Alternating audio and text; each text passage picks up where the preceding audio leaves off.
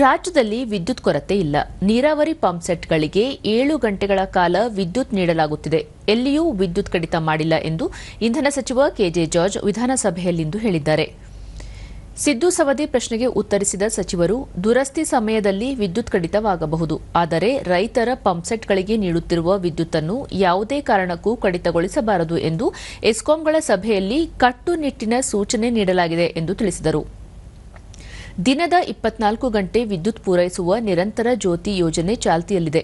ಕೃಷಿಗೆ 7 ಗಂಟೆ ಪೂರೈಸುವ ಜೊತೆಯಲ್ಲಿಯೇ ನಿರಂತರ ಜ್ಯೋತಿ ಯೋಜನೆಯಡಿ ಸಿಂಗಲ್ ಫೇಸ್ನಲ್ಲಿ ವಿದ್ಯುತ್ ನೀಡುವಂತೆ ಕಳೆದ ಜನವರಿಯಲ್ಲಿಯೇ ಅಧಿಕಾರಿಗಳಿಗೆ ಸೂಚಿಸಲಾಗಿದೆ. ಸಿಂಗಲ್ ಫೇಸ್ ಅನ್ನು ಬಲವಂತವಾಗಿ 3 ಫೇಸ್ ಮಾಡಿದರೆ ಅನಗತ್ಯವಾಗಿ ಒತ್ತಡ ಹೆಚ್ಚಾಗಿ ವಿದ್ಯುತ್ ಸಲಕರಣೆಗಳು ಸುಟ್ಟು ಹೋಗಲಿವೆ. ಹೀಗಾಗಿ ಎಚ್ಚರಿಕೆ ವಹಿಸಲಾಗಿದೆ ಎಂದರು. ನಿರಂತರ ಜ್ಯೋತಿಯಲ್ಲಿ 7 ಅವರ್ಸ್ ಬಿಟ್ಟು ಬಾಕಿ ಟೈಮಲ್ಲಿ ಅವರಿಗೆ ಸಿಂಗಲ್ ಫೇಸ್ ಅಲ್ಲಿ ಕೊಡಿ ಅಂತ ಹೇಳಿದ್ವಿ. ಅದೇ ನನಗೆಲ್ಲ ನಮ್ಮ MLAಗಳೆಲ್ಲ ಹೇಳಿದ್ರು, ಮಕ್ಕಳದ್ದು ಎಕ್ಸಾಮ್ ಇದೆ, ಅದಕ್ಕೋಸ್ಕರವಾಗಿ ನಾನೀಗ ಆರ್ಡರ್ ಮಾಡಿದ್ದೀನಿ. ಜಾನ್ವರಿಯಲ್ಲೇ ಆರ್ಡರ್ ಮಾಡಿದ್ದೀನಿ. ಈಗ ಏನಾಗ್ತಾ ಇದೆ, ಆ ಸಿಂಗಲ್ ಫೇಸ್ ಅಲ್ಲಿ 3 ಫೇಸ್ ಮಾಡ್ಲಿಕ್ಕೆ ಆಗೋದಿಲ್ಲ.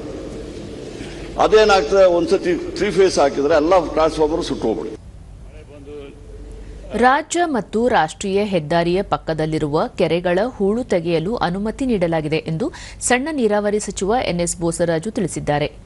ಸಿಮೆಂಟ್ ಮಂಜು ಪ್ರಶ್ನೆಗೆ ಉತ್ತರಿಸಿದ ಸಚಿವರು, ಕೆಲವು ಕೆರೆಗಳ ಹೂಳು ತೆಗೆದರೆ ನೀರಿನ ಸಂಗ್ರಹಣದ ಮಟ್ಟವೂ ಹೆಚ್ಚಾಗುತ್ತದೆ.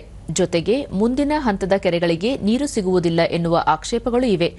ಅನುದಾನದ ಲಭ್ಯತೆ ಆಧರಿಸಿ ಹೂಳು ತೆಗೆಯುವ ಕಾಮಗಾರಿ ಕೈಗೆತ್ತಿಕೊಳ್ಳಲಾಗುವುದು ಎಂದರು.